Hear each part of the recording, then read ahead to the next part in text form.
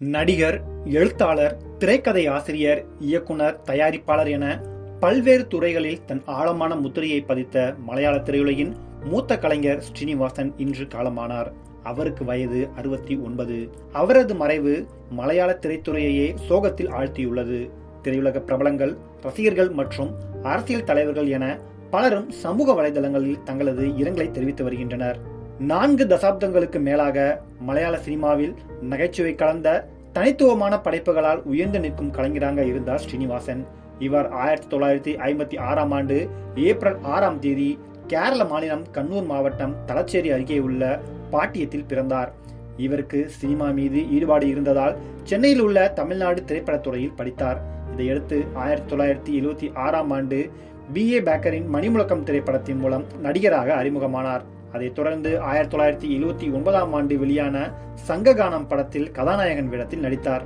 அதைத் தொடர்ந்து காந்திநகர் 2வது தெரு, நாடோடி காட்டு, சண்டேசம், மிதுனம், ஒரு மரத்துவார் கனவு என பல திரைப்படங்களில் அவரது புத்திசாலித்தனமான வசனங்கள், அரசியல் நுண்ணறிவு ஆகிய காரணங்களால் அவரது திரைக்கதைகள் பாராட்டை பெற்றன.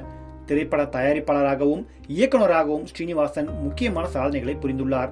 அவர் எழுதி இயக்கிய வடக்கு நோக்கி எந்திரம் சிறந்த திரைப்படத்திற்கான கேரள மாநில திரைப்பட விருதை பெற்றது. அதே போல சிந்த விஷ்டயாய ஷியாமலா திரைப்படம் தேசிய திரைப்பட விருதை வென்றதுடன் சமூக பிரச்சனைகளை முன்வைத்த சிறந்த திரைப்படம் என்ற அங்கீகாரத்தையும் கேரள மாநில திரைப்பட விருதிலும் பெற்றது.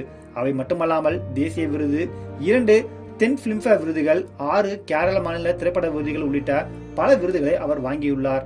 மலையாள சினிமாவில் மிகவும் செல்வாக்குமிக்க நடிகர்களில் ஒருவராக இருந்த இவர் 225க்கும் மேற்பட்ட படங்களில் நடித்துள்ளார். இந்நிலையில் இன்று அதிகாலை உயிரிழந்துள்ளார். கடந்த சில நாட்களாக உடல்நிலை பாதிக்கப்பட்டதை அடுத்து இன்று அவர் தனது 69வது வயதில் காலமானார்.